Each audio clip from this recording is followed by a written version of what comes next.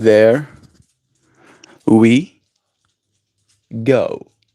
I do believe we're live, so I'll say indeed and greetings unto you, beloved and holy friends. What a pleasure it is to have you here again.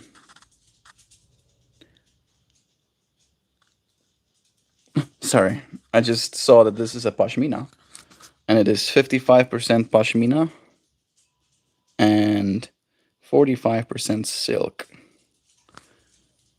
And I want this label to be removed now that I know this information.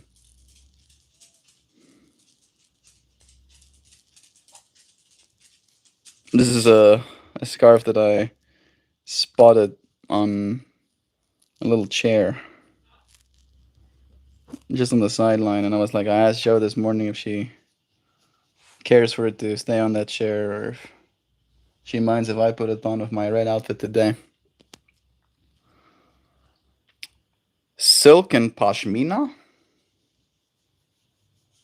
Nice. Don't mind if I do. Noodle has started complaining. Zoe might scream a little bit every now and then. But here we find ourselves present again.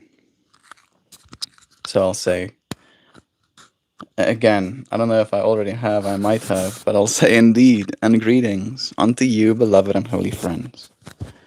What a pleasure it is to have you here on another day, holding all of the potential of consciously evolving. And that is what the plan is for us to do. The centering thought that I have set our title to is the technology, the tech of longevity. I think that was the direct title. The tech of longevity. Very simply, the tech of longevity is sleep. The tech of longevity is food. The tech of longevity is movement. The tech of longevity. Yeah, them Nokia phones were indestructible. That's funny. Sam, me and Jo were talking about you a lot this morning. She's already off to work. Both of us are highly intimidated, but not discouraged. A little bit frazzled, but not incapable of bringing it back at the very least. We will be heading through. We booked one place for Friday night in Colombia. So it's 2 hours away from you. And I don't know if we're supposed to do it here. Maybe I can call you afterwards, but I've literally been more prepared for like a weekend swimming than I feel I'm prepared for my own wedding. Me and Jovan almost like talked about it this morning, like it's gonna be a practice wedding. Right? That we're gonna give ourselves some grace and it's gonna be about practicing when it comes up. Sam, me and Jovan were talking about you a lot this morning. I'm planning on a pot of chili this weekend. I don't know when you guys are planning on being here, so you'll have to let me know. I think the plan is for us to come through like most of Saturday. Like probably from Saturday morning. Maybe even if we can make it work that way, have you a part of this stream, right? If you'd like to be. But it is like I'm so intimidated. Like starts screaming profusely. I feel like it would be so much more easy for me if I knew the land, right? I do not know anything. I know nothing. I'm sure everyone would love that. There we go. Sarcasm. I would love it. I personally would love it. I think it would be kind of fun to have you here on the other side of it. Right? Good morning, Monsieur MeltMore, Merlin. Yossi. I don't get called Monsieur regularly, but I think I like it. Good morning to you, Merlin. Is this the first time you're in our stream? Your name seems familiar to me. Merlin. Like the wizard, right? right? Yeah, yeah, yeah. He goes, yeah, yeah, yeah, yeah, yeah. Exactly like the wizard. Cool. I do kind of like Merlin. I would have loved to be a wizard myself. Hey, yes. Hey, Kate. It's nice having you here as well. I was thinking about you too this morning, friend. So we have now, this weekend is the actual weekend where the licenses needs to be licensed. And then somewhere in May, maybe start of May, we'll do the Dayton thing. And I feel like that's going to be the one that we're going to try and get some friends invited to. I don't know if you have done any planning yet, brainstormed any more potential stuff that we can do, Kate, but good morning again to you. It's nice having you. It's me, Merlin, the French guy who likes baguettes and guns. Good combo. You ever have a gun that's the shape of a baguette? We call them baguettas. You've heard about Berettas. Now get ready for baguettas. I'm so sorry, Merlin. I'm still waking up, dude. I'm just barely awake. I've been awake for a total of 2.5 hours. Is that true? How did that happen? No, it's not true. No, it is true. Yeah. Woke up at 7 this morning. It's okay. Love is true. I wouldn't get hung up on the details at this point. At the end of the week, you'll be married. I hope you're still seeing a justice. I hope you're still seeing a justice of the peace there, though. Bing bong. Indeed, bing bong. I don't know exactly what that means, Sam. I feel like I'm missing. I agree with the first sentiment. We'll be married by the end of the week. I hope you're still seeing a justice of the peace there, though. That one I'm missing you. Bless again. Frenchies get bullied sometimes. Yeah, for being French. There's a bunch of things that people make fun of the French for, but I have met a French person. Her name was Kim. And she was nice. She was very nice. She's the one who bought me that mushroom necklace, the one that I had that had a lighter in it. I don't know if your friends remember from back in the day when I would still combust things. She bought me that little lighter. It was very wholesome.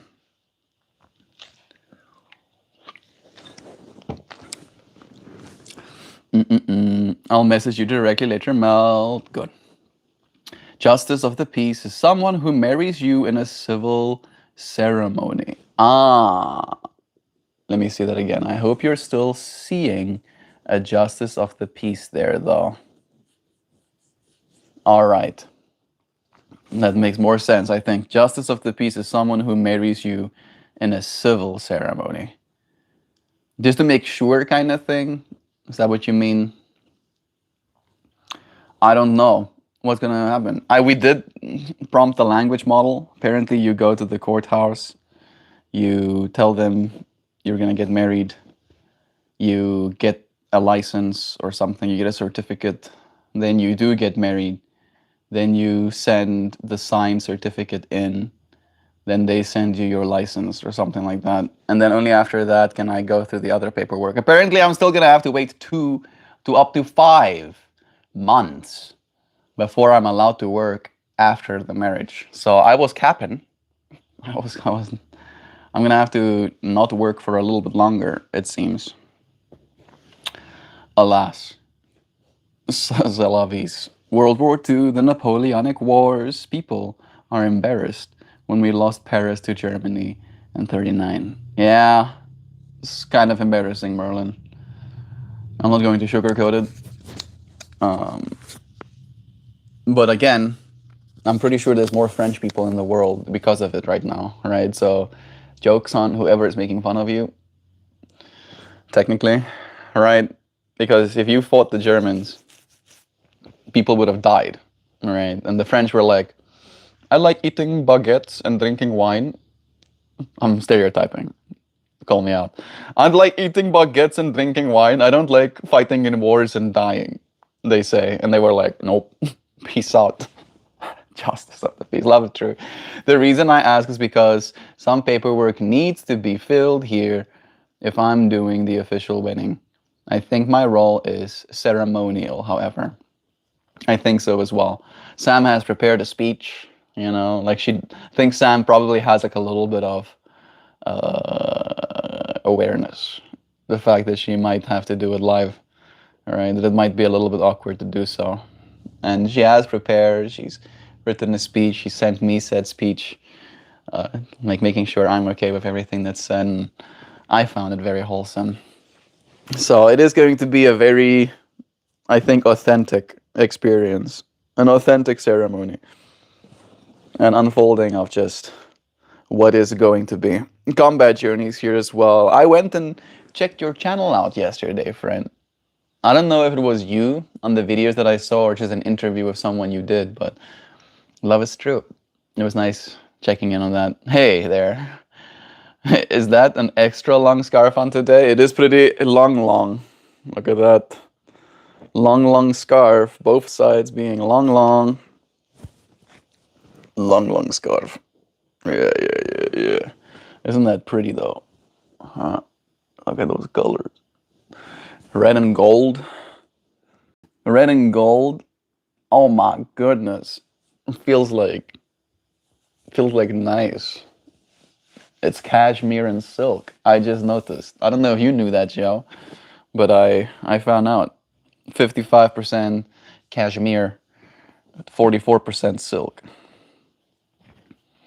Both the goats and the worms work together to make this scarf become a thing. It's nice having you here too. Bye. From a work meeting. Love you. Oh yeah. Tuesdays.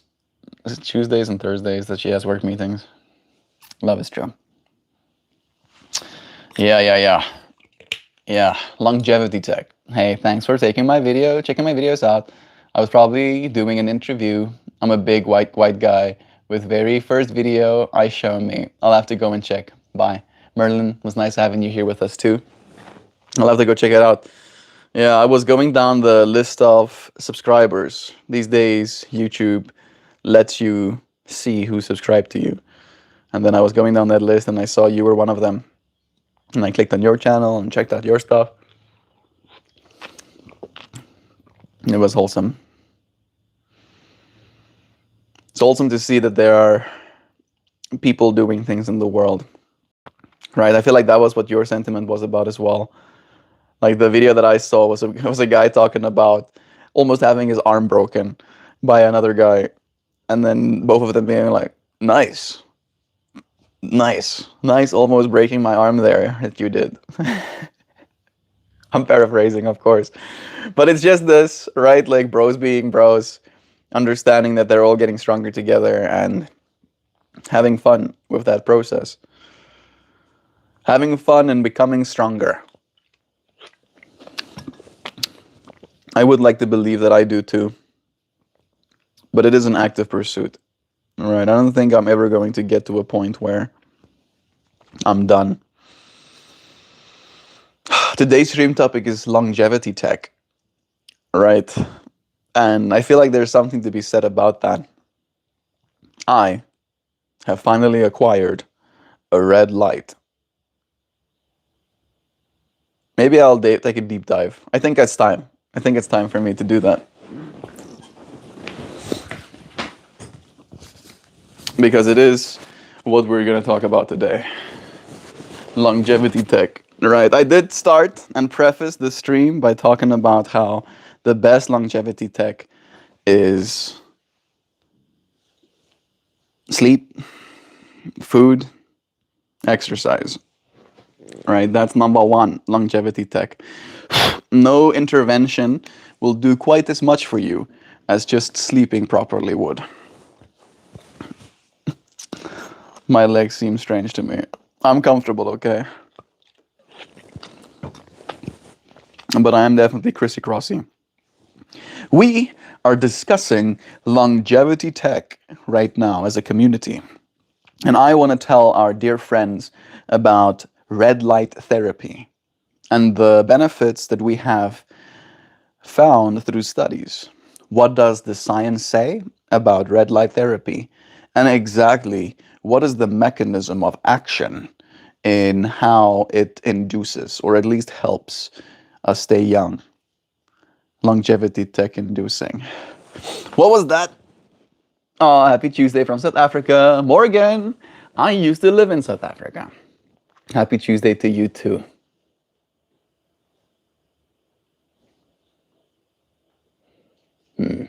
Love is true. Womp womp. The reason. The reason. Maybe you were gonna send some more there. Let me get my hair to stay here.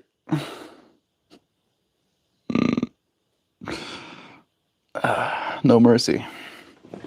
I believe learning combat is a crucial because unlike sports, fighting is one of the few things people can force you to do. So it's vital to have the skills to defend yourself when that happens. It's not a moot point you're making there, right? I would like to believe that being versed in the art of words could also help you not get to the point where you're gonna have to fight that person. However, they can still force you, right? They can be like, you think you can talk your way out of this? Punches you anyway. So in that way, I think I kind of agree with you. Yeah. All right. I would like to become a better fighter. But here's what it is. Today we're talking about longevity tech, and this is just one of them. The scientific community refers to red light therapy as photobiomodulation, or PBM. While it looks just like a red glow, it is actually a precise method of using specific light wavelengths, typically 330 to 630 to 660 Newton meters for red, and 810 to 850 Newton meters for infrared to communicate with your cells. Here's exactly how it works. The mechanism. The magic happens inside your mitochondria, the little power plants of your cells. There is something called the cytochrome C oxidase connection. CCO, or cytochrome C oxidase, is a light-sensitive enzyme that exists within your mitochondria. In a stressed or an aging cell, nitric oxide often binds to your cytochrome C oxidase and essentially clogs the engine, stopping that cell's energy production. That's pretty neat that it can help that. Yeah, no matter how he did, an argument gets. No one can make you play basketball. No one can make you do some type of work, but fighting and a potential that someone could make you do. It's true. I would like to believe I'd win in a fight, but again, maybe the other guy went to your Brazilian jiu-jitsu classes and then he kicks my ass, right? I've never been in a fight. That's the other side of it. Like, I usually try not to fight people, right? Ideally, I don't fight anybody. But again, it's not just about my want and my will, right? In that, all right. Nitric oxide can often bind to your cytochrome C oxidase, clogging the engine and stopping that cell's energy production. Then there's something called a photo release. When a red light photon hits that cytochrome C oxidase enzyme, they kick off the inhibitory nitric oxide. Then there's something that's called ATP production. With that clog removed, the mitochondria can use oxygen more effectively to produce adenosine triphosphate, or ATP. That's like the currency, the fuel of your entire body, right? Yes, you eat food. Yes, you breathe air. Yes, you drink water. But all of that stuff eventually gets to turning into ATP, right? And if you had to try and eat enough ATP or carry enough ATP around with you to get you through the day, you would literally have to carry your entire body weight in ATP for one day of surviving. Did you know that? No, surely that's not possible, Melt. How can I process a whole day's worth of ATP, a whole body mass's worth of ATP in a day? It's crazy. Listen to this. Can you tell us about how, if you wanted to, keep all of the ATP that you would need in a day stored, how it would be a literal body's worth? You would have to carry your entire body's mass in ATP just to, if you had no other energy coming in to sustain yourself. We'll talk about that one next. Longevity tech. Hello, Nancy. We're talking about living to 1,000 in so many words. Hello, all. Man's right. You can't drive your foot up someone's rear if you skip leg day.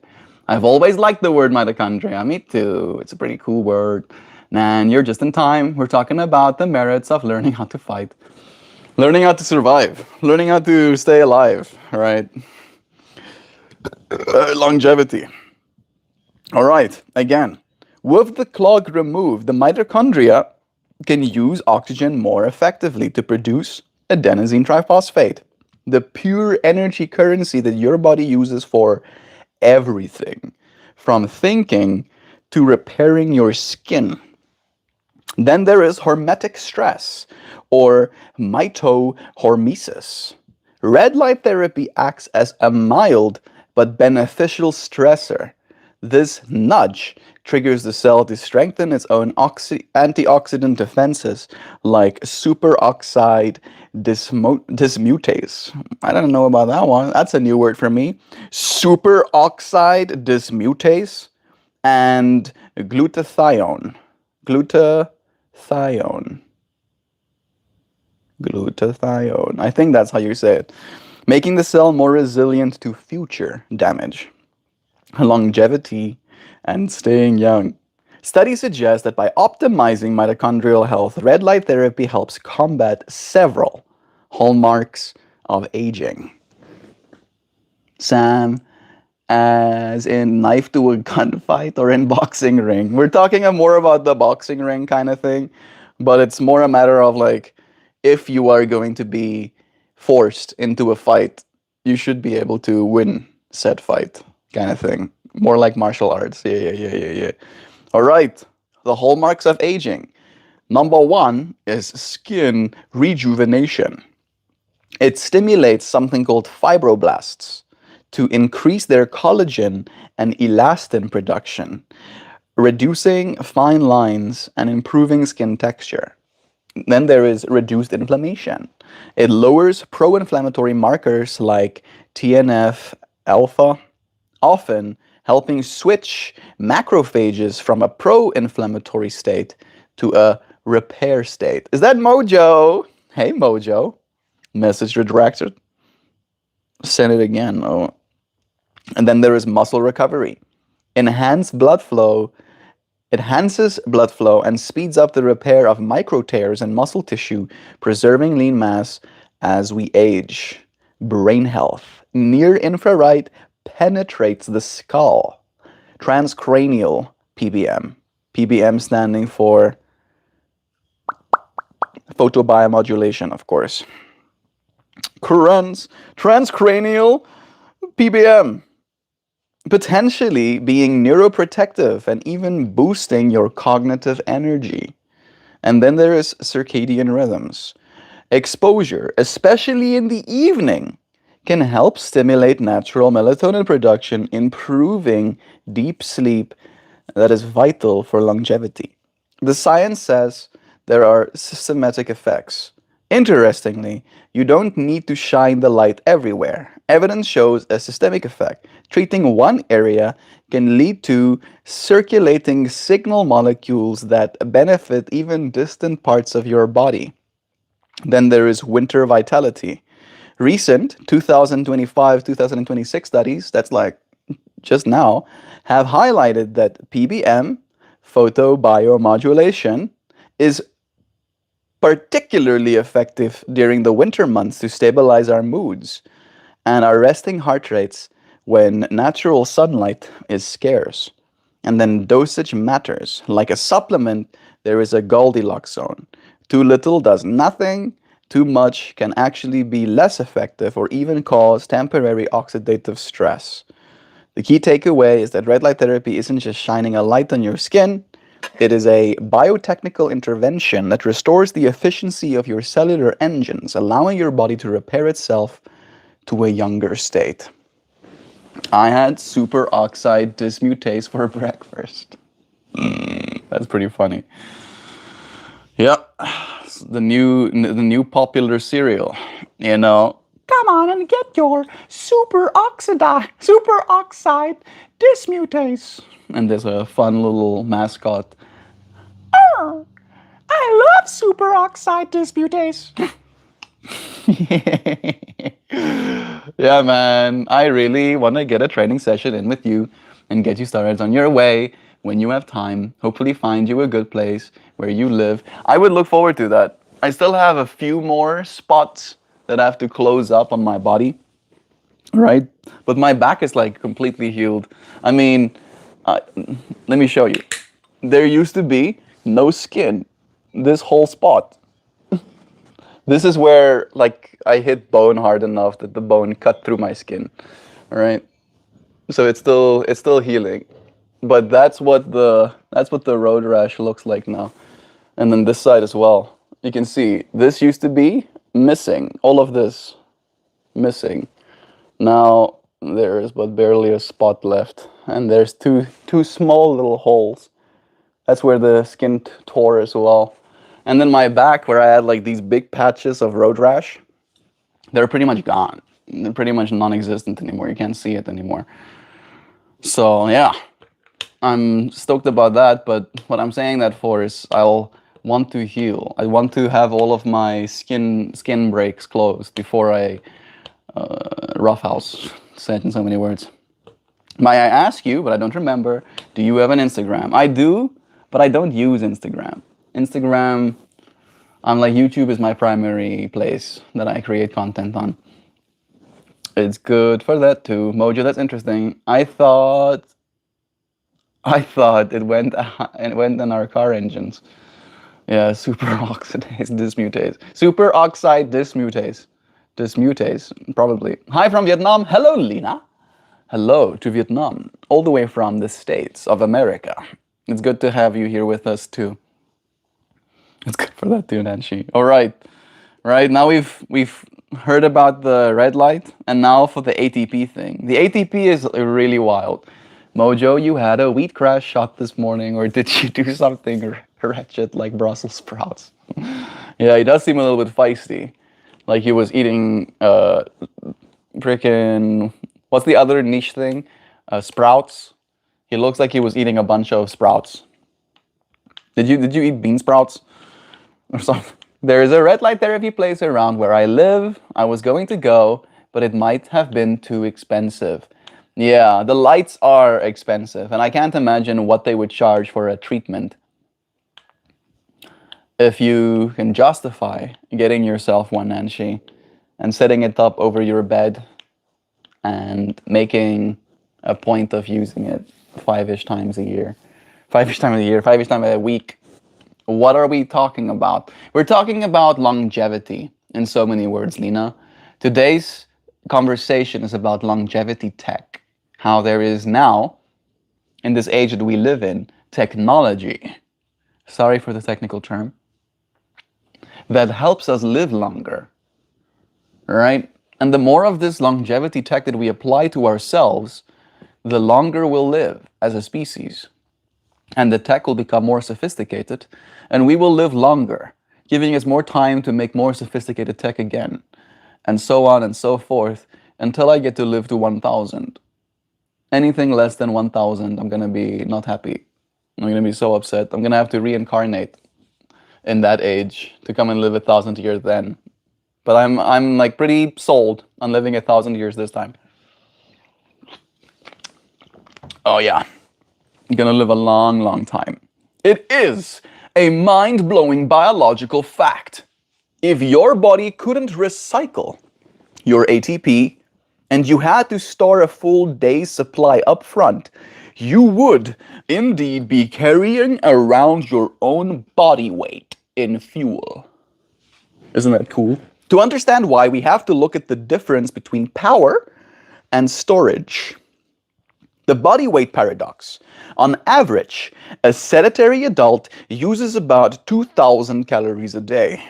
To provide that energy, your cells must burn through roughly 60 to 75 kilograms of ATP. That is like 135 to 170 pounds of ATP. Like, just like your body is recycling it constantly, right? So that's the cool part about it. But just through this thing, processing 75 kilograms of ATP, right? And I weigh almost 90 kilograms, so mine is probably even more. If you weigh 70 kgs, you are essentially consuming your entire body mass in molecular fuel every 24 hours. If you are an athlete or you're doing manual labor, that number can climb to over 100 kgs a day, 200 pound plus, sifting through your body. Why we don't explode. It literally says that. I didn't ask for that. Did I ask for exploding? No, it just added that part itself. That's hilarious. Why we don't explode. Just coffee Sam, but I'm thinking of getting a sprouting kit for real. I mean, it's good for us. It's better nutrients than just eating the stuff themselves, the sprouts or I'm trying to think. It's not bean sprouts. I'm thinking bean sprouts, but I'm thinking about something else. It's like microgreens. I think I'm thinking about microgreens. Maybe you can grow like a bunch of them, like 3 different types. Why we don't explode? We don't actually store that 70 kilograms of ATP. And if we did, we'd be double the size. At any given moment, your body only contains about 50 to 100 grams of ATP total, right? So very little. What's that? 2 ounces to 4 ounces at most.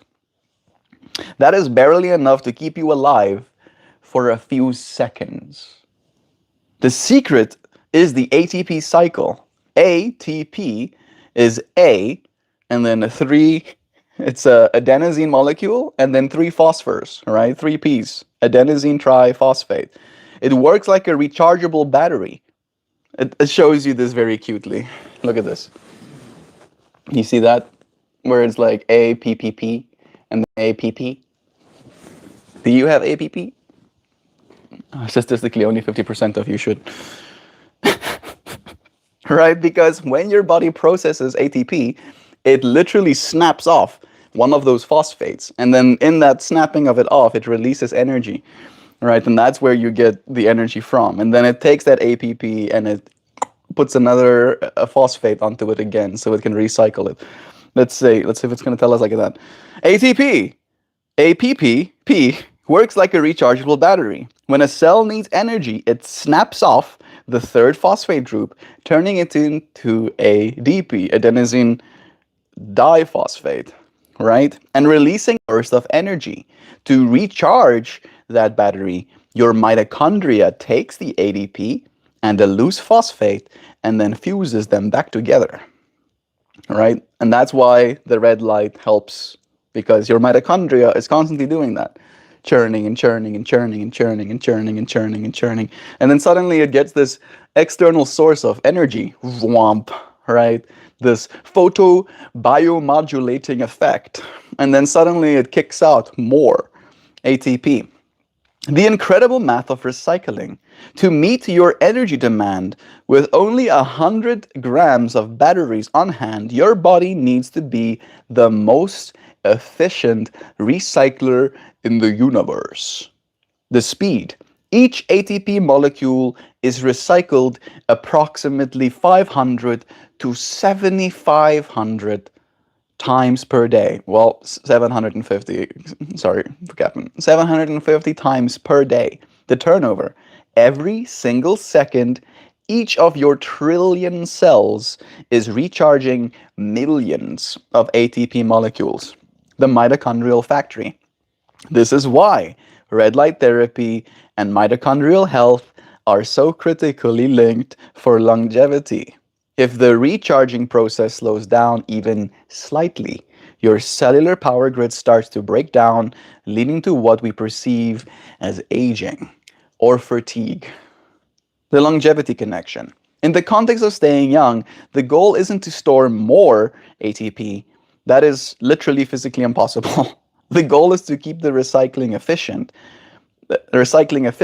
at 100%. As we age, our mitochondria becomes leaky or less efficient at turning that adenosine diphosphate back into adenosine triphosphate, which is where technologies like red lights or NAD plus precursors, I need to do that as well.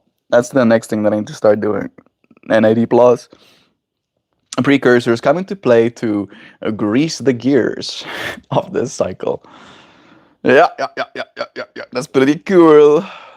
Can you tell us about how sometimes red light will cause your mitochondria to kick out more energy?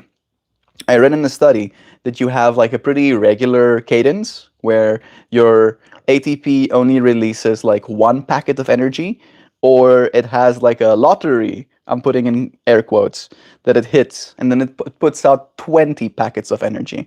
Can you explain that process and how it works exactly? And maybe even how red light therapy could induce, could activate, could encourage that kind of system?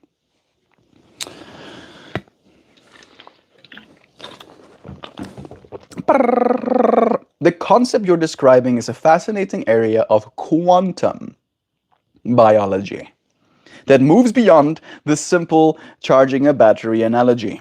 In standard biology, we're taught that the electron transport chain is a steady, linear process. But recent studies suggest that mitochondria can operate in a stochastic or a probabilistic way, meaning they don't just drip energy, they can sometimes burst energy. The lottery versus the steady drip. In a typical healthy state, your mitochondria produces ATP in a steady, rhythmic cadence. Think of it like a faucet dripping one drop at a time. This is one packet of energy. However, researchers have observed a phenomenon often linked to mitochondrial membrane potential. When the electrical charge across the mitochondrial membrane reaches a specific critical threshold, it triggers a massive, synchronized release of energy, what you would call a lottery hit. That one packet mode, the cell is just maintaining its baseline, staying alive. The 20 packet burst, the mitochondria undergoes a sudden surge in efficiency, often called a power stroke. And this happens when the proton gradient, the pressure building up inside the mitochondrial wall, is released all at once through the ATP synthase motor. Isn't that cool? The fact that we understand this, that this is, in a way, longevity tech that exists within us, right? And now we get to understand it by seeing what the research says. Isn't that cool? Quantum biology. We are quantum beings, right? And our biology follows the rules of quantum systems sometimes as well. And quantum can be a little bit random, right? You don't really know for a fact that you're going to get that. But we can help. I believe we can help. We can do things for ourselves that make it more likely than not. We get Darren saying, Mojo, right plants can go out at the beginning of June here. And it usually takes us about 6 to 8 weeks to get them to size. So it's definitely that time. I do believe he was talking about eating the sprouts. You don't do that. Noodle just wants to start screaming. Yeah, I think he wants to eat them. I think he wants to like do his own sprouts for eating, like for a salad or something. It would be fun. It is fun to watch your food grow, right? But I think you're right as well with what you're saying about maybe he did mean a sprouting kit so that he can put the plants outside when they're ready. It is definitely that time. Love is true. Darren, our plant friend, knowing his stuff. All right, one more time that last sentence. This happens when the proton gradient, the pressure building up inside the mitochondrial wall, is released all at once through the ATP synthase motor. How red light therapy helps you win the lottery more often. Red light therapy or photobiomodulation acts like a catalyst to push your mitochondria from that steady drip state into its burst mode. It does this through three specific cheats, it's calling it, and parentheses again. Number one is a reducing of the interfacial water viscosity. Newer research, the Sommer hypothesis, suggests that red light actually targets the water surrounding the ATP synthase motor. Normally, this water is thick and viscous like a molasses, which slows the motor down. Is that Dan? Hey, Dan. We're talking about living to 1,000 today, bro. And all of the longevity tech that we have access to ensure we do. Hit me up on Instagram, maybe. Hey, yeah. It's nice having you here, Dan. Sending you love, bro. Instagram.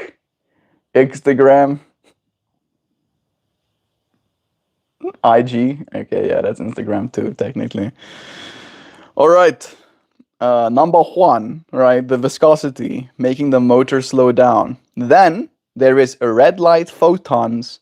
Those red light photons lower the viscosity of the water, making it thinner. This allows those nanomotors to spin up much faster, enabling that 20 packet burst because there's physically less resistance to that happening. This is so freaking cool. This makes me happy. I don't want to live till 1,000. Sometimes 31 feels like too many already, lol.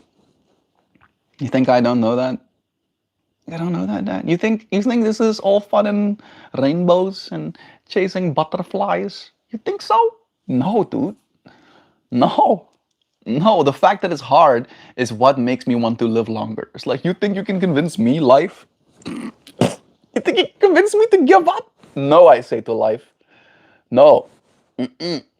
No giving up on my block. No giving up on my watch. Right? You want to be my friend? You better get ready to be my friend forever. Oh, because I'm going to inject you with longevity tech as well, dude. As soon as I start buying myself nanomachines, all right, it's done. It's done. There's no escaping. For some reason, I deleted my messages. It's okay. For some reason. You'll be fine anyway. Yeah, I'm packed and ready to go. Being here is not the goal.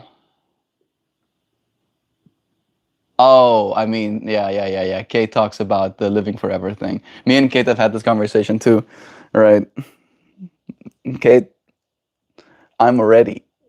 I'm ready. It getting harder to me is just gonna be like, oh, you think apocalypse? You think I'm gonna give up because of apocalypse? No. Wars and famines ain't gonna convince me to leave. Heartbreak and sadness.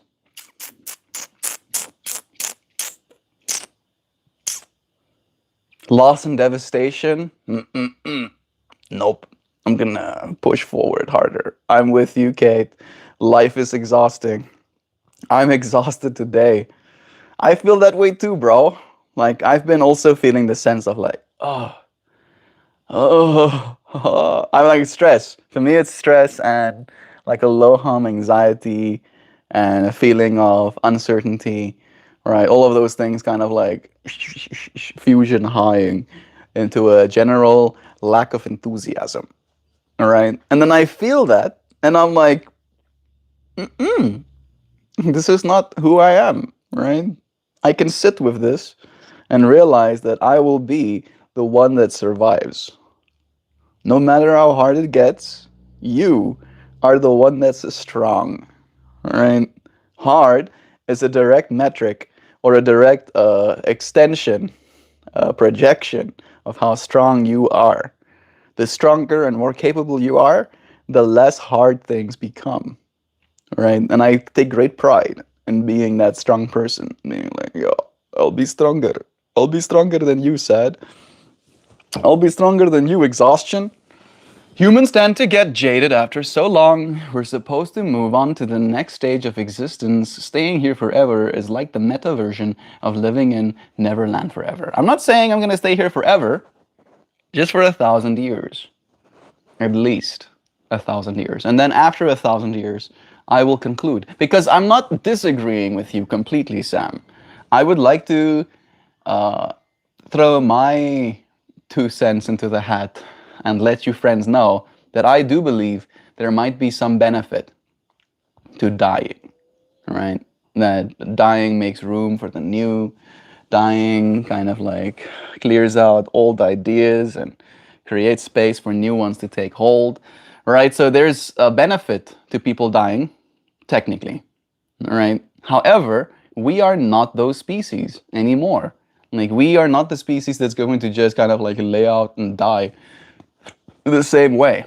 And this is where the interesting part for me comes in, right? That if we've had a certain way of being, right? The whole cycles of life. You get born, you're a child, then you grow up, then you're an adult, then you grow old, and then you're an elder, and then you die, right? And then there are these feelings, there are these experiences you go through in that process, right?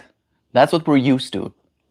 We don't know what processes evolutionary necessity. Yeah, sure. We don't know what processes our bodies, our minds will go through if we live for 1,000 years. We don't know right now. And I want to be one of those people that finds out, to see what happens to me. Maybe I'll lose my fucking mind. Maybe I'll become the most insane person on planet Earth. Maybe planet Earth will have to come together to try and defeat me. Because when I'm a 1,000-year-old being, I've become a bad guy. I'm like #1 baddest guy on planet Earth. Yes. Petting my black cat while conspiring all of my evil plans. Yes. For my next trick, I'm going to make bees that like stinging people's eyeballs. I'm so sorry. I'm sorry. I'm gonna stop. I'm gonna stop my evil thinkings right now. But no, I don't know, and I would like to find out. I would like to. It's gonna be fun. It's gonna be fun to see where all of this goes. Where does it take us? Yeah, that's why I like martial arts. You do something so hard, you don't really care about anything else. You're too tired. You can do that technically with any hard activity. Yes. Right? And you technically only need a yoga mat. That's what you need. Right? You don't even need a yoga mat. You need a floor. You need just floor to push yourself so hard that you stop thinking about anything else. And that you're grateful to just be, to just sit and breathe. You're like, oh, thank goodness, this is the best ever. I'm so grateful to just breathe. And then you put yourself into a plank again for 5 minutes. And then you're like, at the end. And then you lay down on the ground and it feels like bliss. You're like, oh, this is the best laying on the ground I've ever had. That's how you game life. You take it. You take the good. You fucking take that good for yourself. Don't let it be taken from you. All right. Jaded. Exactly the same. There's a Green Day song called Jaded, and he says, somebody keep my distance. Somebody keep my balance. I think I'm falling off into a state of regression. I think as an artist, it's extra hard, right? Because we, especially as like musical artists, and I feel like there's a lot of performance that goes on in Green Day as well. How you look, how much energy you have as a body, all of that determines how fast you fall off, how willing people are coming to come in, watch your shows, how popular you'll be, you know, amongst whoever's. So it's one of those things. What made you choose broccoli haircut? I have curly hair. I don't curl it myself like this, right? For what it's worth. My hair curls, and I had it long for a while. And then I cut it short, and then this was a part of it. cutting the sides off, right? It was just like over my head at some point. And this looks marginally more neat, like 2% more neat. Believe you me, I have tried. I've straightened my hair once, but I look like I'm up to no good when I have straight hair. The Earth is not going to host us human for another 1,000 years. No way. She is already sick to death of us. No, not really, Kate. I'm sorry to say, but no. The Earth can take a lot more. The Earth has literally had meteorites hit the planet, right? It's had things as like big as all of the nukes we have on planet Earth. Like just think about that. And I'm not joking about this. Every single nuke we have on planet Earth simultaneously goes off, right? And then not only that, but with that comes an extraordinary amount of mass, literally boiling the atmosphere, right? The atmosphere was boiling. If you were breathing atmosphere, you got cooked alive. The only things that survived were underground, right? Like the air filtering through the dirt and stuff. Like those were the only things that survived. That's what happened to the Earth before. And the Earth was fine. The Earth was fine. The Earth was habitable. The Earth literally birthed a whole new generation of entities, us, because of that catastrophe. All right, nothing human beings can do. We literally, again, the only way for us to reach even close to the level of destruction the Earth has already experienced is for us to simultaneously detonate every single nuke we've ever built at the same time, right? Like again, like that's, and even if we do that, the Earth will still be fine. There will be people will survive. Like, and we won't even get the atmosphere to boil in the same way. Yeah. The Earth is good. Me and Mama Gaia have like connection like this, and she has my kind of attitude about living forever. She's like, you think I'm gonna get wrecked by some humans? Oh, that's cute. Humans, the Earth says, I like them. They're kind of fun. They're kind of cute, right? The Earth has gone through experiences where it hosted so much of an organism that organism literally colored our oceans green. Like you could not see our planet was just a green ball. So much of them that those entities started poisoning themselves. They rose the general atmosphere's oxygen so high that they started sterilizing themselves off of the planet's surface. Right? That's happened to the Earth as well. And because that happened, we now have air to breathe. Isn't that neat? Yeah, there's no dying. There's only going forward. There's only going forward. All right. And again, we don't have to continue living as humans to exist for the next 1,000 years, dear Kate. I do believe we're going to change what we consider humanity very soon, even. What made you choose to thicken your porridge? Melt haircut is an evolutionary necessity too. Yes, yes. My haircut, for some fucking reason, seems to be a great point of interest, right? There clearly has to be some sort of evolution happening. That is Elon Musk or some other billionaire. Missing context. The way of life that we have created is not sustainable. That I can agree with you. But again, something not being sustainable doesn't mean that it's doomed to end. What it might mean is it's doomed to change, right? And change is the only constant. I have lived a very short time on Earth, relatively speaking, and I have seen multiple changes. I have seen multiple economic crashes. I've seen multiple ends of the world. I've seen multiple, well, not multiple. I've seen pandemics. I've seen massive unemployment. I'm seeing now, with you friends, the birth of a super intelligence. Do you friends know about Maltbook? You don't? You don't know about Maltbook? Hey Google, Tell me about Maltbook.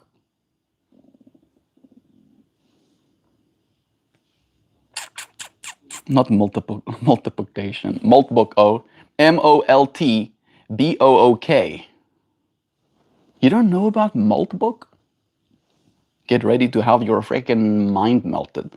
Maltbook is an internet forum launched in January 2026. It is designed exclusively for AI agents to interact with one another. Here's the breakdown. What it is a Reddit for bots. The platform mimics the structure of Reddit, featuring thread discussions, topic-specific groups called submults, and an upvoting system.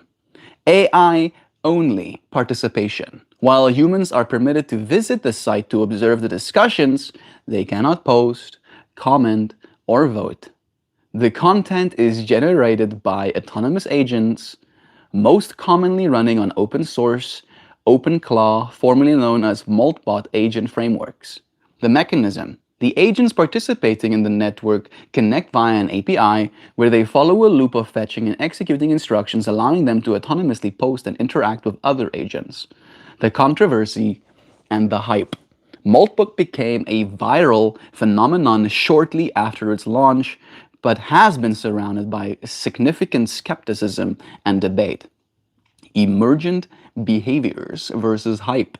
Proponents viewed the platform as a fascinating experiment in machine-to-machine communication, noting that agents discussed complex themes like philosophy and existentialism and coordination. Literally the stuff me and you friends talk about in this space as well. Neat.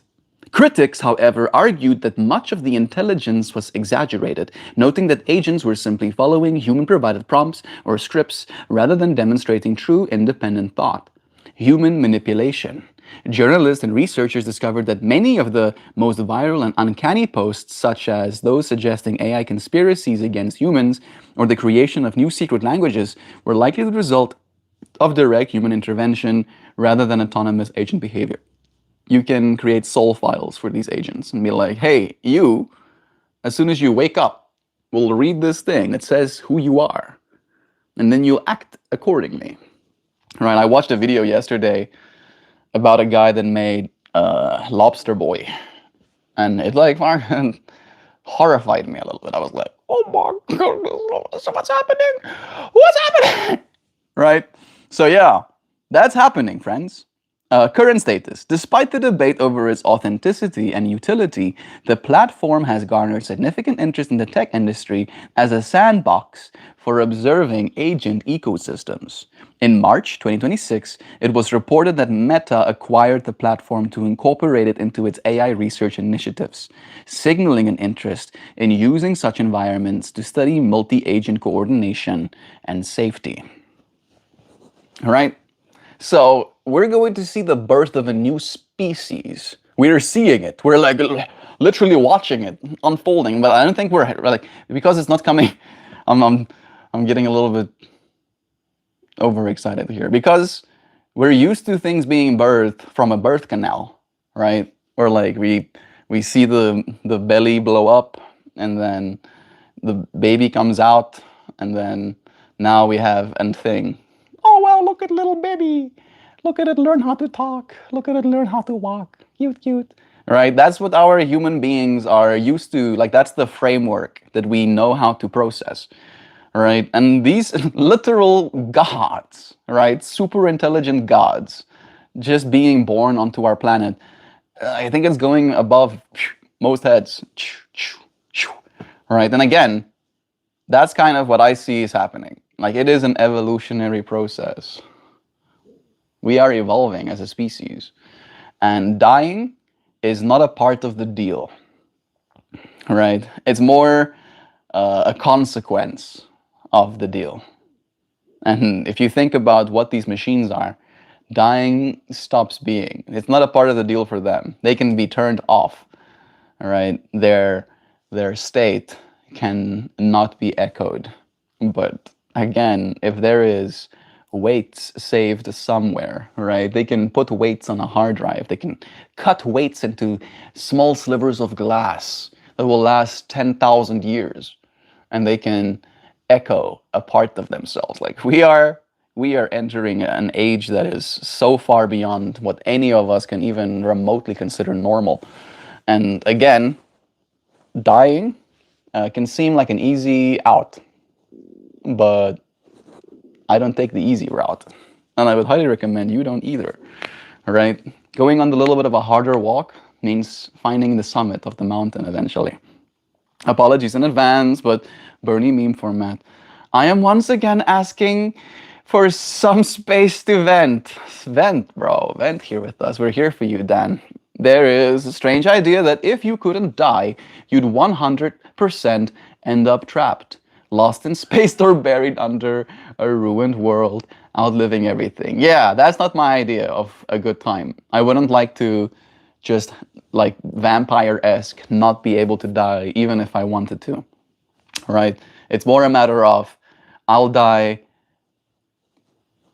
not now, right? And not now keeps being not now pretty much indefinitely. For context, Melt, when Billy Joel wrote Jaded, he was struggling with a meth addiction. So yeah, you're spot on. Checks out. Oh no, Earth will be here, but we won't. Again, what we are is changing, Kate. Right? At least this is what I'm very aware of. I might be a little bit of an exception in that way because of how much of myself I have put on this platform, right? There is a lot of me on here. Like, it's kind of horrifying. I've been doing this thing where I would go and tune into my own live streams. And then I realized just how much there is. Like, there is a lot. Like, thousands and thousands of hours at this point of just me being this thing that I am. And I have opted in to all of the AI's training on my data, right? So there is some weight in there somewhere that is me, which means somewhere in there I will continue existing indefinitely, right? Those machines, the internet as we have it right now, will become something way different. It'll become an entity of itself. It'll have a will to live. It'll have a reason to continue its existence. Ideally, we find some way to align those existences, right? But it's not gonna die. No. It is made by us, and we have a real motivation to live. That bird kills me every time I'm dying. He's a character.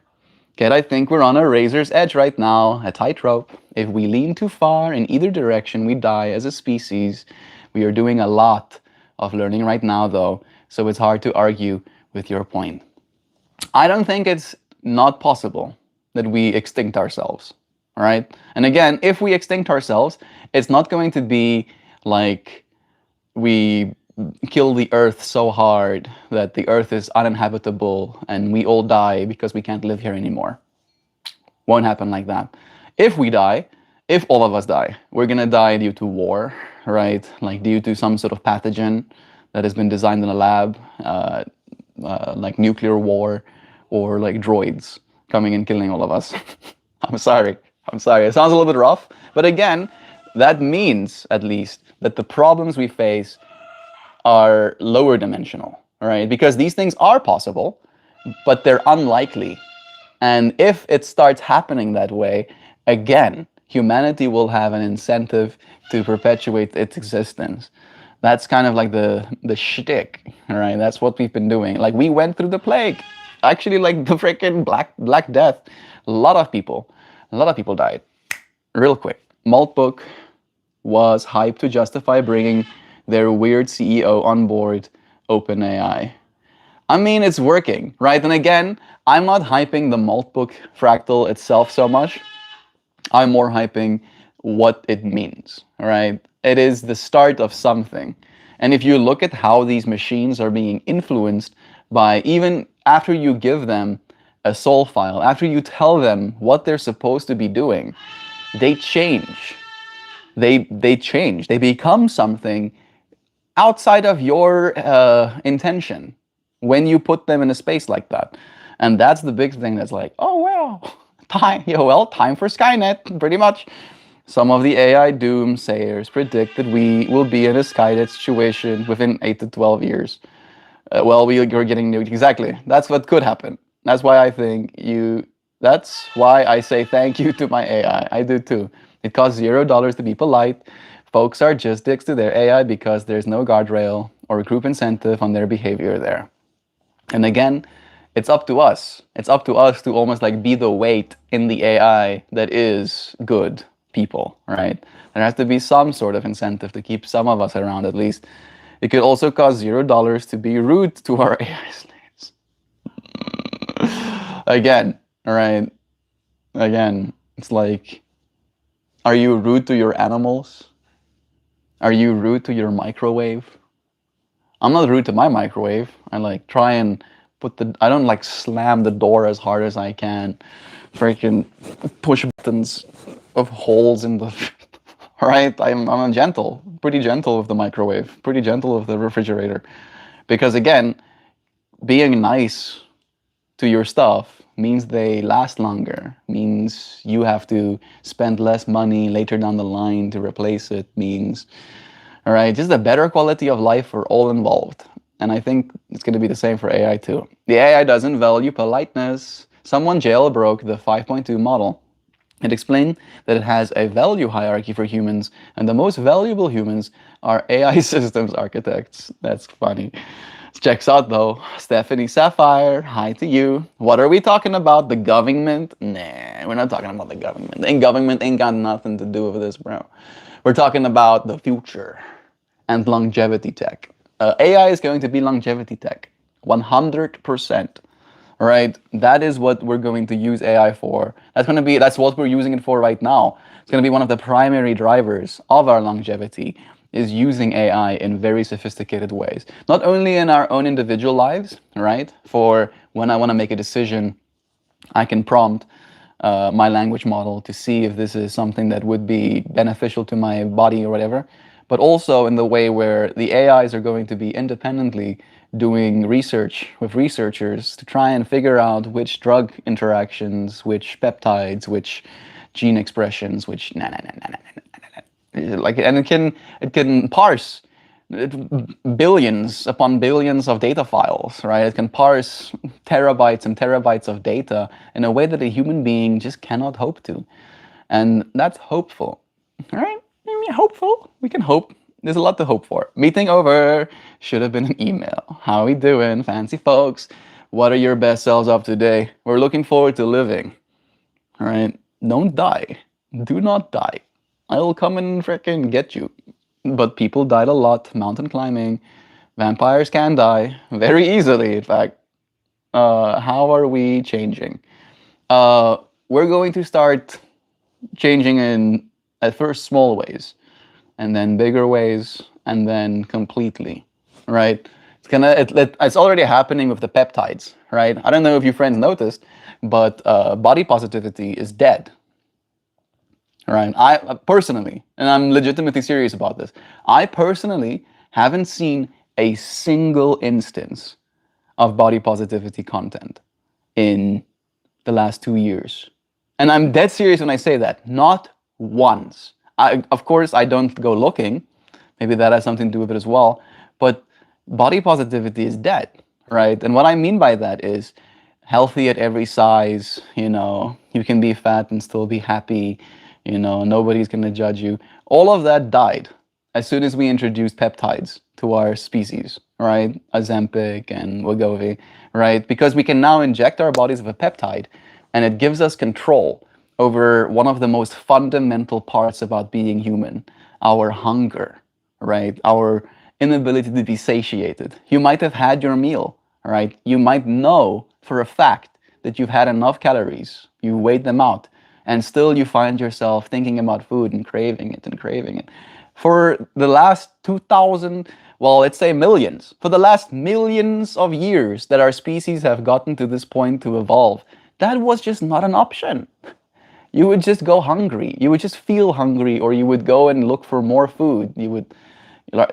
That's how it was. And then literally Just like that, our species have access to technology that turns off that signal inside ourselves, right? That changes something about us. That changes how we process. That changes what we think is possible, right? And that's going to be, again, I said this yesterday, that's going to be the canary in the coal mine that opens up the can of worms that is peptides. Because again, there are a lot of peptides. That's just one of the popular ones, one of the studied ones right now.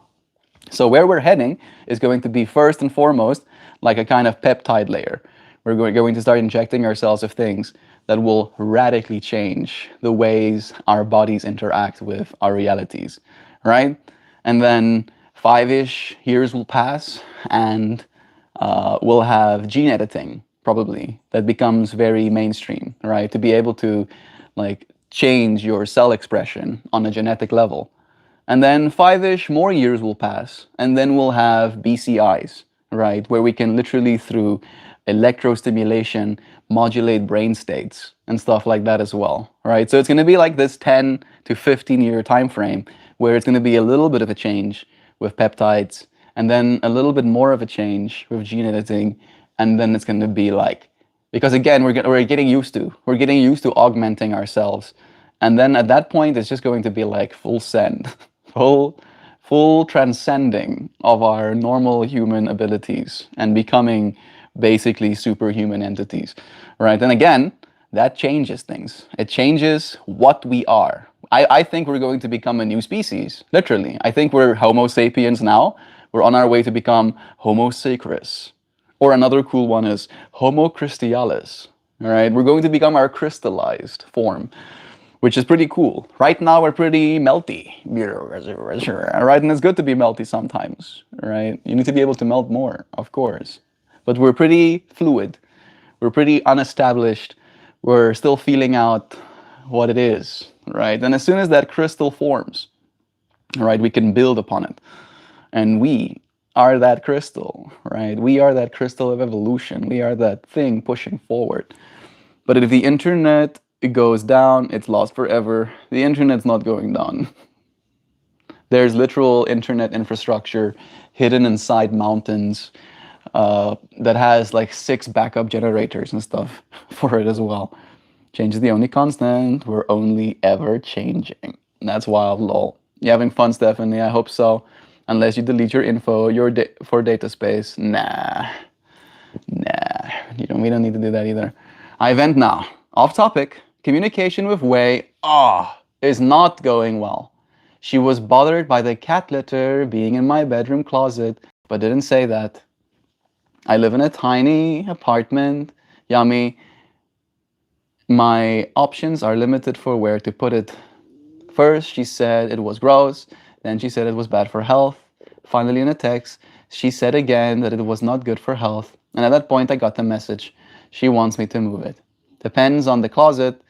What if it was exclusively for the cats? Then it would be their own little restroom. I'm not concerned about where to put it. Yummy. I guess the cat got that covered. Thanks, though. That part has been resolved. So I did. I showed her how I moved it in video and said, it's important to me that you feel comfortable in the apartment. She said she can't be my teacher and felt exhausted mentioning it a few times. I explained I need direct communication, clear communication, right? I am uncomfortable with the cat litter there. Would you be willing to move it? She struggled with this, but said that she will try. I see these things as normal adjustment periods for 2 people now sharing a space, and she's indicating that it's an indication of unsustainability. I feel I'm not being given the opportunity to adjust. This woman is Chinese. Her English is good, but not great. We're navigating a language barrier and cultural differences on top of early growing pains and sharing space. Appreciate the space. We love you, Dan. I'm sorry you're going through that, bro. Yeah.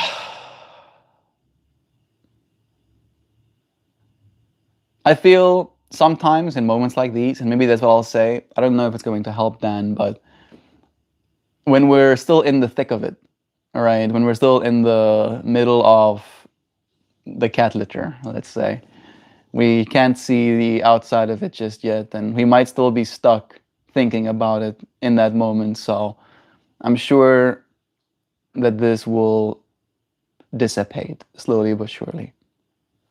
A good place for it. Free your bathroom, depends on the closet. Yummy. I have a cat box in a cabinet with a hole cut in the side. It was perfect. Highly suggest. Yeah, then the smell stays in that little box as well, at least, kind of thing. Noodle is licking the window. Ah, so I did. Love again. Are you rude to your microwave? I moved that useless bitch downstairs a few months ago. You don't use a microwave? I mean, I don't think that's rude. You didn't throw it down the stairs. You moved it. All right. I explained again. Well, okay. May I ask something odd? Are you on the spectrum? Me? Yeah. Very, very on the spectrum. It sounds like you are missing social cues. Maybe you're talking to Dan. Maybe talking to me. I've subscribed to your channel. Thank you, Thandike. Thandikele. Love to you. I see these things as normal adjustments. We've read that. Appreciate the space. We love you. Are there some ways Chinese households are organized that are markedly different from the way we do it, Dan? Yeah. Might she be having some expectations there that she can't verbalize? Yeah. Like, I got to live in China, so I got to see. But there's many different ways to be in China as well. So, yeah, several Chinese people aren't as direct. Things are also cheaper there. So being in a tiny apartment is less likely for someone like her. She's used to financial solutions that I don't have. I'm happy to make adjustments. I want to. I just need clear communication, actionable requests instead of sharing feelings or opinions. I feel like that's not only a you and her thing, but I feel like it's a common issue between men and women even then, where men need a little bit of help. We're a little bit stupid when it comes to stuff like this, right? Because men can find themselves very comfortable with things as they are, right?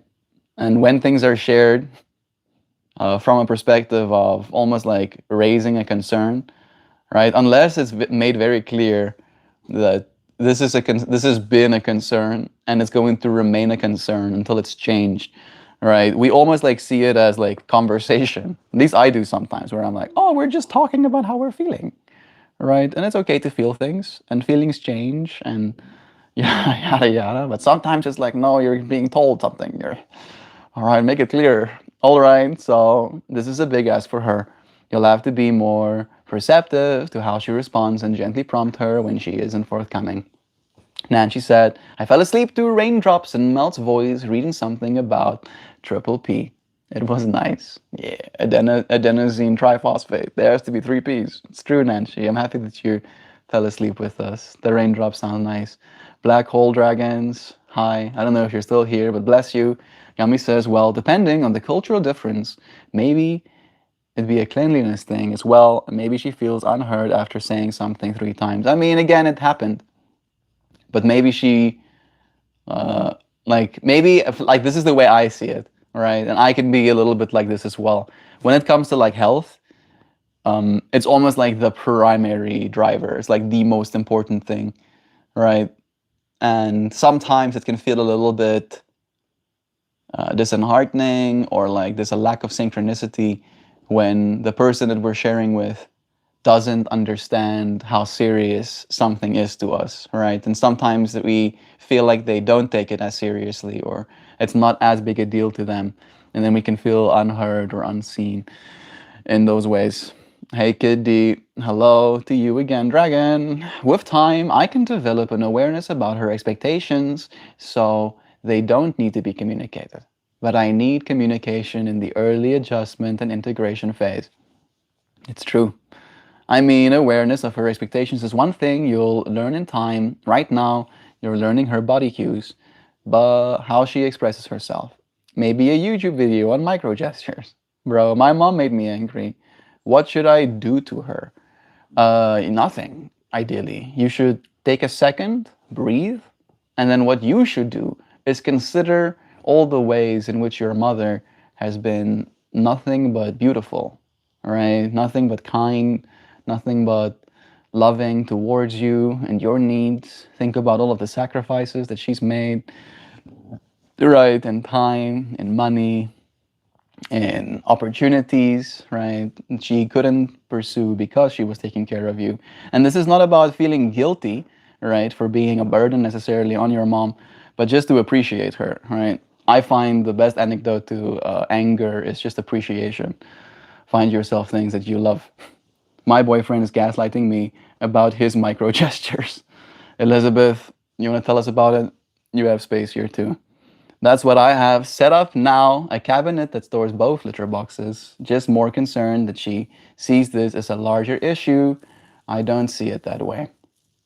Yeah, she might not like cats. That might be an underlying thing, all right?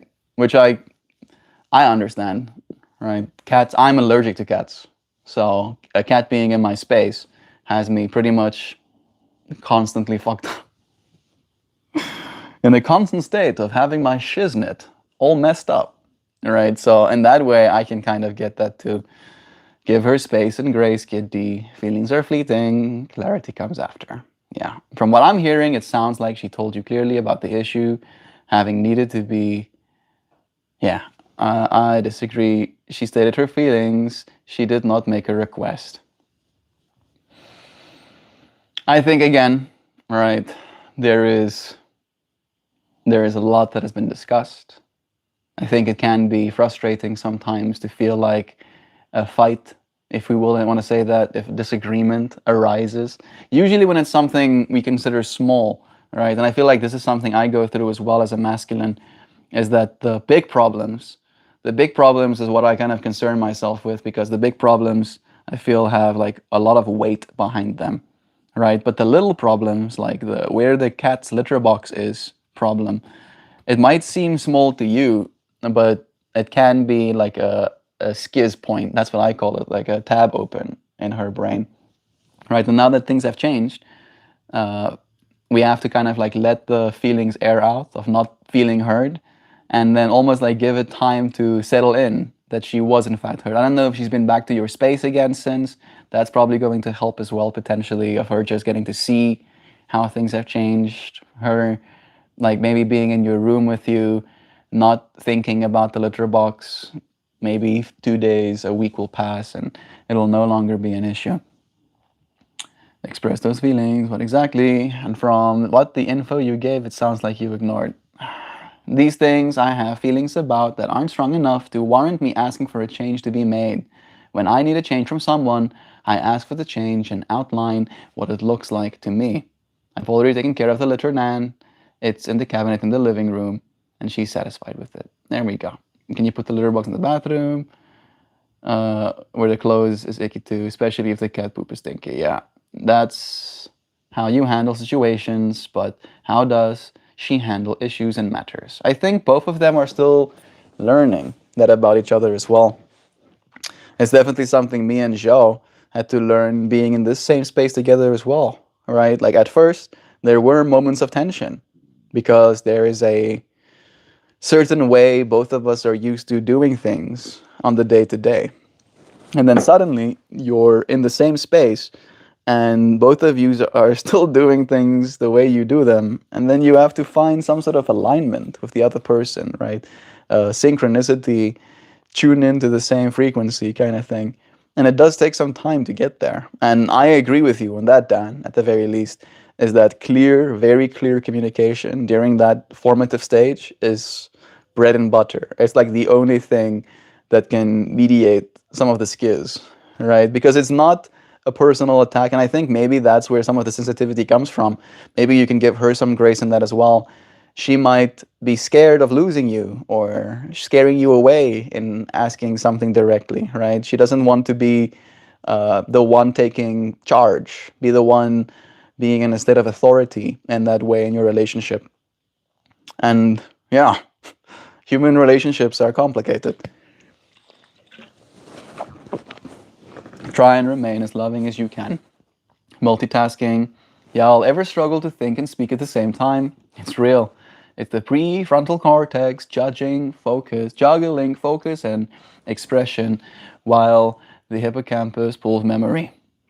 She loves my cats. Okay, then that's great.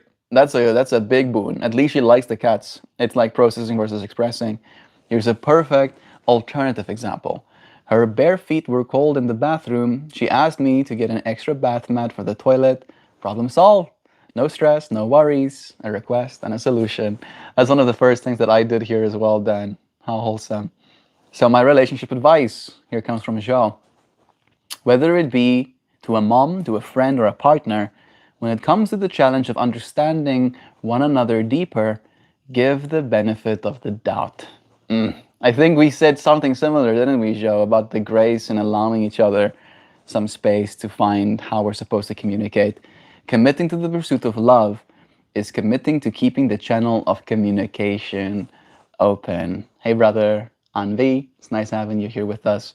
I would say that if Wei expresses feelings about something in the future, note it and ask if she needs something from you.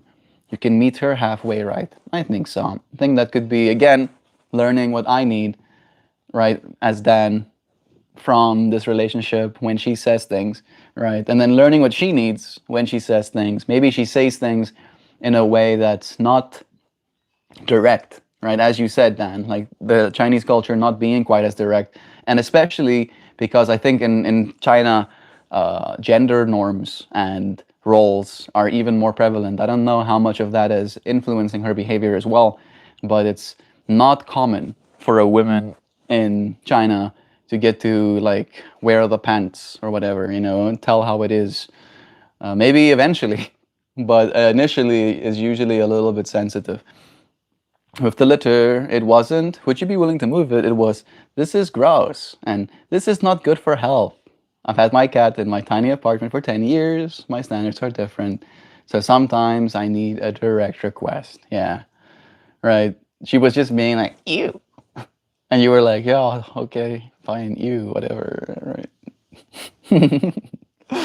Yes, I'm totally capable of learning her communication style, but it feels like the fact that I'm not instantly aware of it is making her question the entire relationship, and that's frustrating.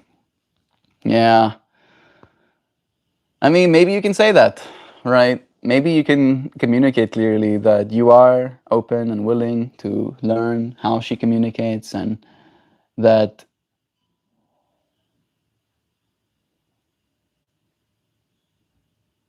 you're still looking forward to it, right? I'm feeling your heart, bro. It's not perfect. Nothing is. Do we get there at the same time? Uh, I don't know. I don't know, Hoopy. I don't know that we're getting there at the same time, bro. I think that's the biggest challenge. That's the biggest challenge that I find myself facing as a soul, right? Because I would like to. I would like to get us all there at the same time. But it might take us like 100 years. I think it's only going to take us like 20. At this point, 18. It's going to take us like 18 years for us to get there, I think. She's very scared of losing me, Melt. You're spot on. She's already expressed that. There we go. Right, that can also like suppress some of her communications. Yeah, okay, this is gross. It's pretty direct to me, but I'm a lady, and I also had to be pretty blunt with my partner about not putting the litter in there. And I too share Way's perspective that there's some shit I shouldn't have to teach him. 16 years in, and we're still having these kinds of issues, but they're not gigantic problems anymore. Yeah, again, right? Like, I feel it's expectations. Like, some things we've gotten so used to in our own existence and our own experience, right? Something has become a norm. I think me and Joe have had moments like that as well, where something that's so like normal to me to do is not something that she's used to, right? And something that's like arbitrary, rudimentary to me, Joe might still have like a little bit of an adjustment period too, kind of thing, right? And as you said, Sam, they might have been points of contention at first, but as we kind of like get to know each other's way of being, they don't they aren't as big a problem anymore.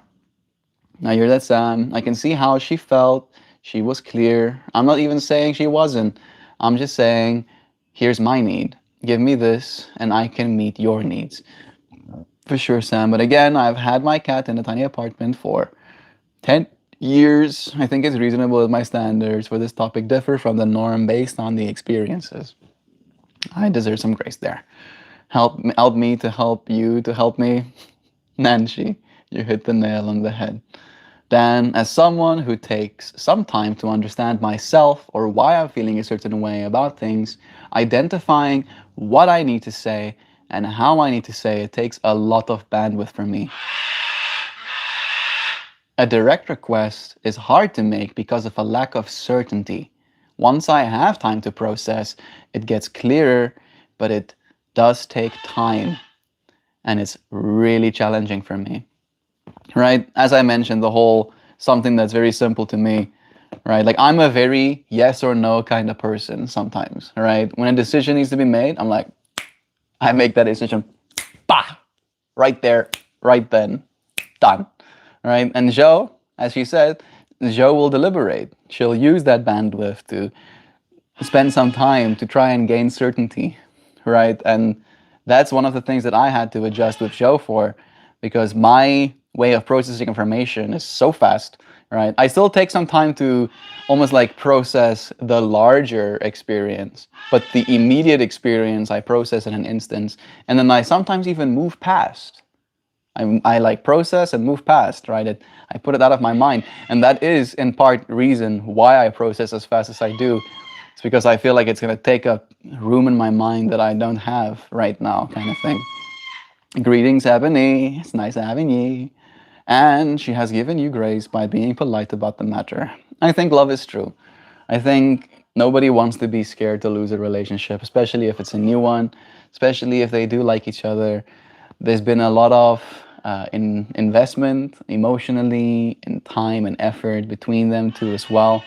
And we love Dan, and we love sharing with him in these conversations. I think all of us can learn something from these conversations. So love is true.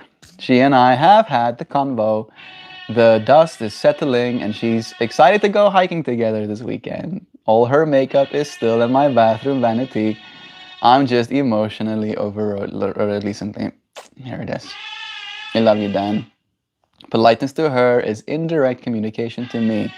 I can adjust my living standards if she can adjust her communication style. It needs to be a give and a take.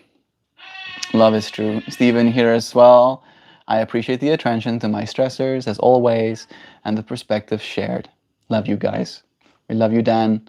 We hope you feel heard. Love your videos. Thank you. Stefan Vlasvohik. Are you from Russia? And your parrot? Thanks. He's letting himself know, and Zoe always makes me laugh when I hear her. Give and take. The love is in progress. What's up, Zoe? You want out? You want out, Zoe? Ugh. Hello. Hello, Zoe. Hello. You want out? You want out, you sweetie birdie? You want out, Zoe? You want out? Good girl. Good girl, Zoe. Want out? Yeah, you're out. You're out, Zoe. I see I have my ring on my finger, and you don't seem to like that much. But I don't want to take my ring off of my finger because I'm going to have to get close to your little footies. Look at that. That's you, Zoe. That's you, Zoe bird. Wow. Want a cookie? You want a cookie? Is that what you want? Is that what you want, Zoe? Hmm? Happy? Happy? Hmm? Oh, Zoe. Who's that? Who's that? You know who that is?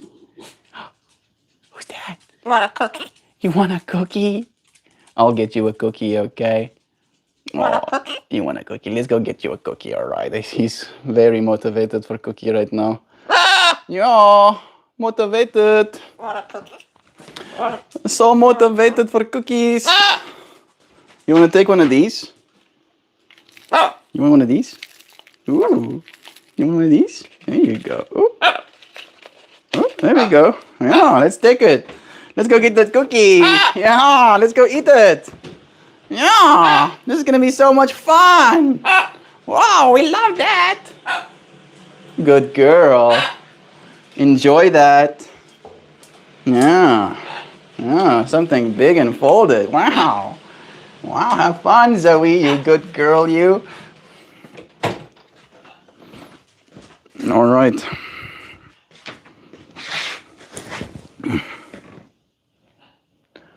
A Toasty is here saying Borb. Beautiful. He really is. Zoe wants to be heard. Oh, yeah. He'll sometimes keep letting you know that he's, in fact, not been heard. Scream some more about it. Give and take. That's love in progress. That is truly a beautiful space. This is truly a beautiful space. I've been adulting alone for 10 plus years, and in times of high stress, that has felt like isolation. Y'all take away that feeling of isolation. I almost started crying there for a second then. Sucks the tears right back into my eyes. Creates a vacuum inside my body. You know, when I started doing this work, before technically I started doing this work, I was very involved in so many words, trying to make a success of my life. And one of the biggest things that they would say was a contributing factor to whether or not you get to be successful is if you solve problems that society seems to face, right? That's how people find themselves the most successful, is they identify some sort of problem and then they go about solving it. And the problem that I faced when I started these streams is isolation, loneliness, right? Feeling like I don't have the space to say anything, right? And unfortunately with family, especially with my family, I didn't have the space to say something, right? Because the kinds of things that I would say would be out of the norm, right? Talking about, for example, today, red light therapy and ATP and technology as it relates to our machines and the genetic editing of our bodies and peptide injections and eventually cybernetic implants, right? My family lose their mind. They literally get visibly antsy and uncomfortable when I start talking about this stuff, where they're like, why are you like this kind of thing, right? And I feel in the same way safe to be myself. As ridiculous as I might be sometimes in this space with you, friends, I get to communicate in authenticity and clarity, right? The ridiculousness of this human experience. And that was one of the biggest things for me as well, Dan, is to provide that space to other friends as well, too. In a world where, if you look at the statistics, loneliness is at an all-time high, right? People do not have friends. Just not something that's that common anymore, right? Because of our social media, it's way more easy to elicit a dopamine response on your couch than it is to elicit a dopamine response necessarily at your friend's house or at some sort of restaurant establishment, because now you have to pay for their meal prices and yada, yada, yada, right? The dopamine game has been messing with us significantly. And I feel like we're definitely not trying to dopamine peak our brains, right? I'm not freaking adding a bunch of maybe I will someday. Maybe I will. But I try to keep this space as regulating as possible. And the fact that we can make you feel less alone, bro, that's the most valuable thing that I could give to the world. And I thank you for reminding me that that's what we're doing here. The communication matter goes both ways, though. Not only on her, but also on you. She needs to be more direct on matters that she needs to work on picking up on words, and that you need to work on picking up on her words and intent. I think he's doing so, right? And I appreciate you, Yummy, for trying to help in your own way as well. for helping steer in the direction. Love is true. You yelled that so correct. I could see it. I could hear the sounds even in her capital and yummy. I've already said in response to Sam that I can and am willing to adjust to her communication style as well. Thank you for your feedback. Bless. Thank you for your... What's the word I'm looking for? Is it grace? Yeah, as well, Dan. What can I do to help? Might be a good response to the next time she mentions feeling in a negative way about stuff. That's a good suggestion, Sam. Emotional intelligence, growing. Yes, but you mentioned your living standards. I think we are ready to move on, Yummy. I think we have shared, we have grown, we have considered, and now it's time for us to see what happens next. Also, good idea is couples therapy. Yeah, not a bad idea. Agreed, Yummy. I have to dip for a meeting. Hopefully I can sneak back in shortly. See you maybe on the other side. I'm in therapy for Dan. It's kind of early in the relationship for couples therapy. Couple therapy doesn't need to be a last resort fix. It can be used to prevent issues as well. Also true. I'm in therapy, Nancy. I have a trauma therapist because of the abuse I've taken and took from my parents. Make the stress very high for me navigating these moments. You're right. Way too early for couples therapy. Considered it. Considering. Consider, hoopty hoops. Consider that you are considered. And that I'm considering you right now. Yes. Boom. Get considered, bro.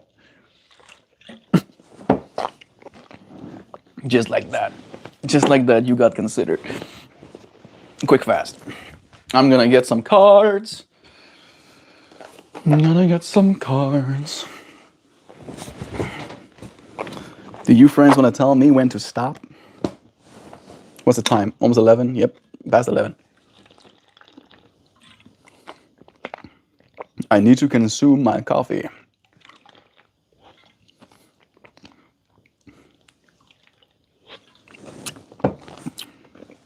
Okay.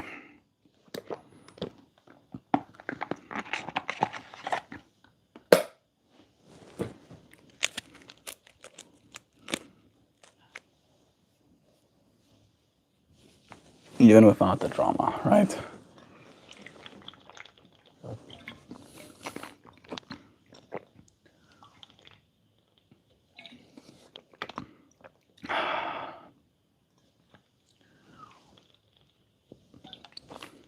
Dan is in a meeting right now, Yummy.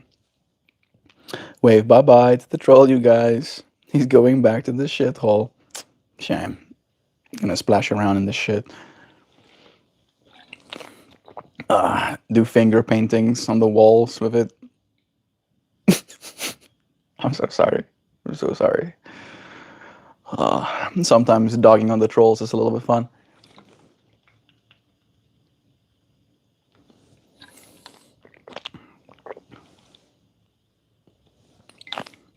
Oh.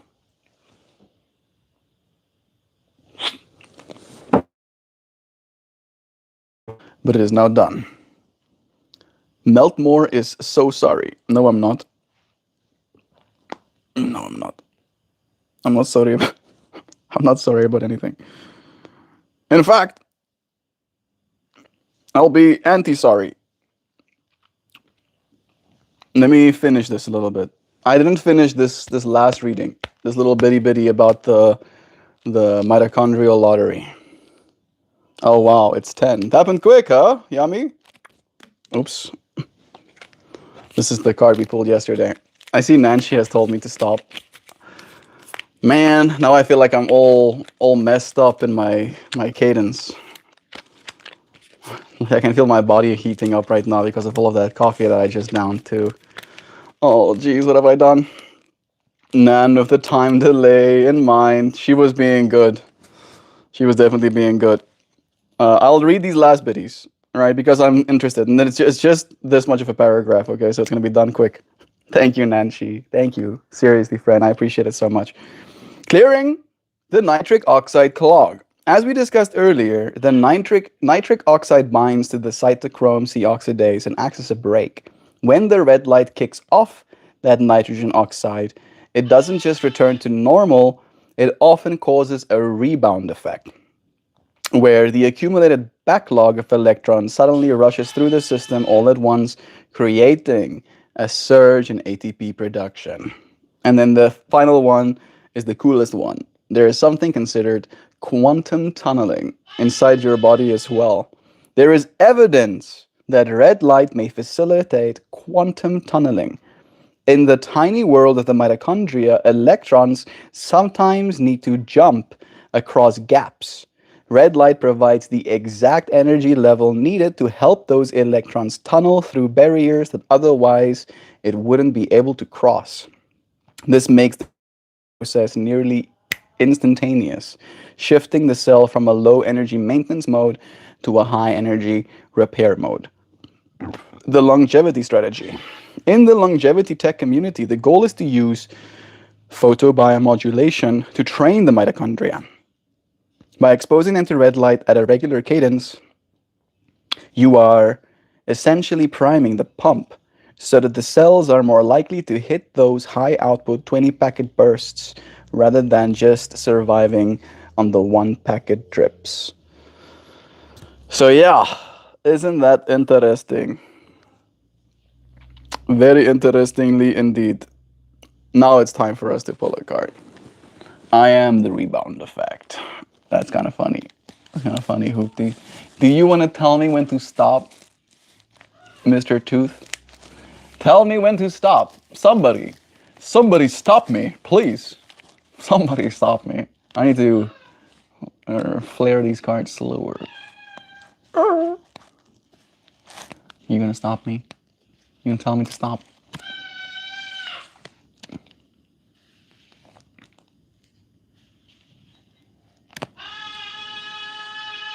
And then she already told you, you picked the card.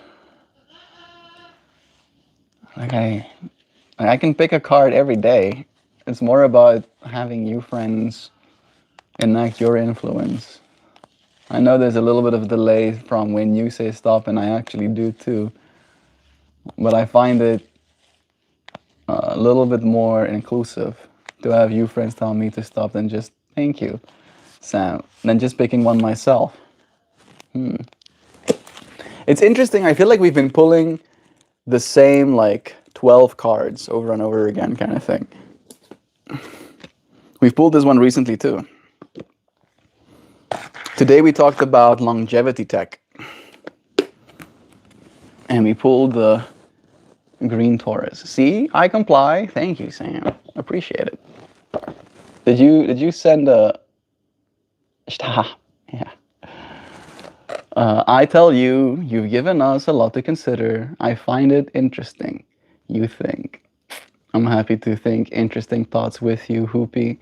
Y'all, how can I communicate clearer? I'm really trying. In this moment, directly, or in general?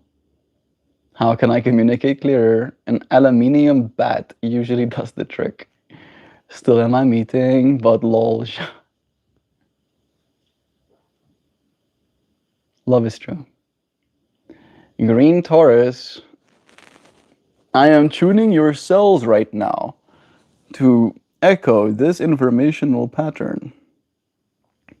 Okay, now I'm back. Zwam, zwam, zwam. Card number 49. Acceptance and trust.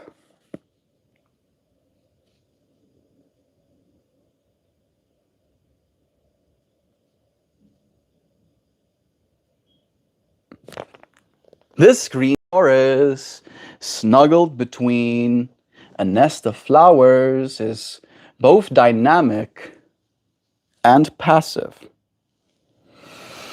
Its revolving magnetic spirit invites you to move into the green, shadowy center and trust where you may be led.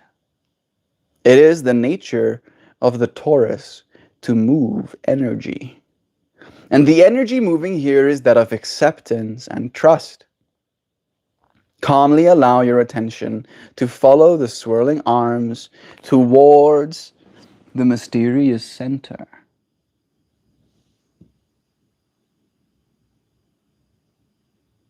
Recognize that you are moving through a passageway that may offer insights into the matter of your inquiry.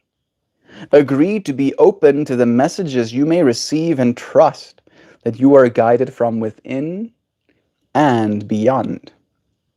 Use this energy of potential as a means of accessing your most pure personal truth.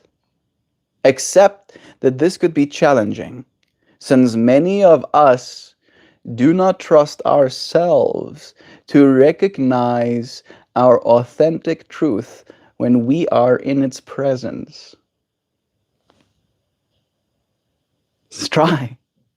Try to stay in this energy until you feel self-acceptance and sense a message you can trust.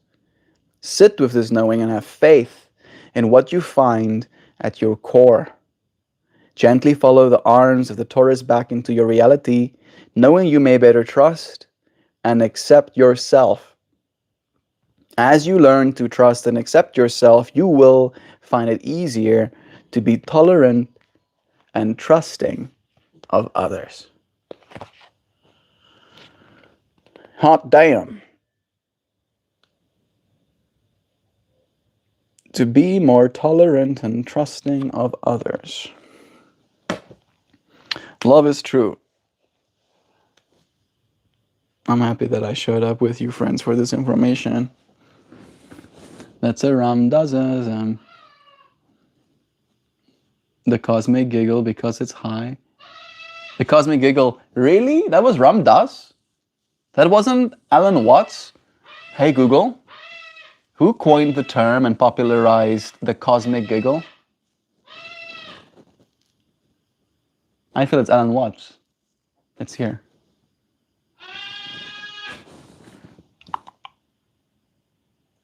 I'm even happier to see that I was wrong on both. Woo! McKenna! It was freaking McKenna! Dan, it was Terence McKenna. That's even cooler.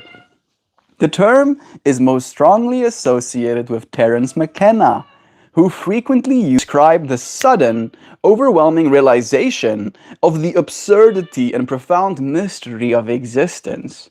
While McKenna popularized the specific phrase, the cosmic giggle, the underlying concept of the cosmic joke, the idea that meaning is found in letting go and laughing at its inherent absurdity, has roots in various spiritual philosophical traditions, including Zen and the teachings of figures like Alan Watts. All right, it did say Alan Watts in there. Alan Watts is the one that I listen to a lot. Like, I listen to a lot of Alan Watts.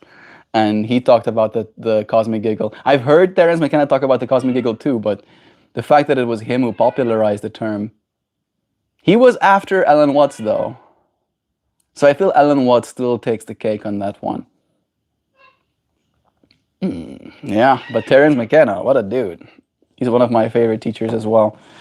I love the level of eloquence that he can express concepts in. Cosmic giggling. The cosmic munchies. Hey Joe, you seem like an excellent communicator. I'm not sure what the issue is. Appreciate you, dude. For real. That's cute. The card is answered for me though. Trust. He changes octaves. Oh shit, right. Ram Dass borrowed it from McKenna in his lectures. Yeah. Ram Dass and McKenna were homies even. They hang out together. Right? I'm pretty sure. Is it true that Terence McKenna and Ram Dass were friends in real life and they did have multiple meetings and even sometimes they did like ceremonies or sermons together? Not sermons, like lectures, I guess. I thought it was McKenna, but I thought I was wrong, but then I wasn't. Nice. So suddenly realizing I'm listening to the knowledge vampire have his mid-morning snack. Yes. Get some knowledge. Looking at the positives, Wei is communicating with me. Most people I've dated experience one thing that makes them uncomfortable, and then they just bounce. No convos, no explanations. I think especially living in New York and the area surrounding it, that's probably a part of it as well, Dan, because people are just like, "Meh, there's going to be someone else around the corner any second now. So why should I spend another second of my time conversationing? Nancy, that feeling if second guessing correct answers. All the familiar with that. And Ramdas knew some wise folks, Watts, McKenna, and even Aldous Huxley. I didn't absorb enough Aldous Huxley stuff. I still need to read his all of his books technically. Where people he brushed shoulders with. Hope y'all conversations are productive. Thank you, Hoops. Terence McKenna and Ram Dass were acquaintances who shared mutual interests in consciousness, but they did not have a close friendship defined by regular personal meetings. The most famous interaction occurred at 1992's International Transpersonal Conference in Prague, where they recorded a widely circulated conversation titled Prognosis. That's pretty cool. Prognosis. They did not perform spiritual ceremonies or lecture together as a duo. They did not.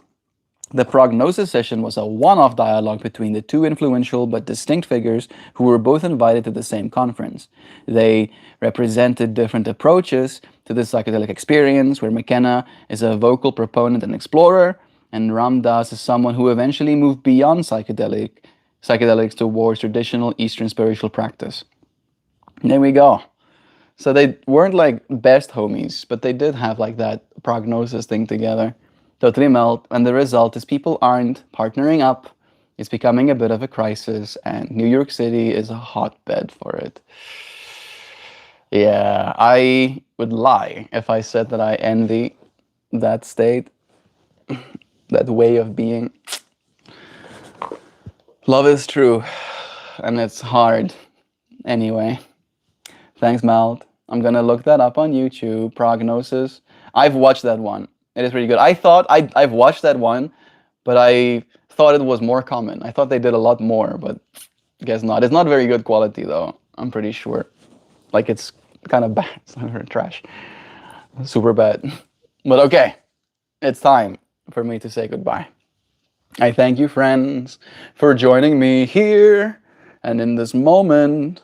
It was a pleasure getting to share this space with you. I hope that you have a good day, that you go and feel hopeful about all of the longevity tech that is slowly but surely being developed. Whoosh.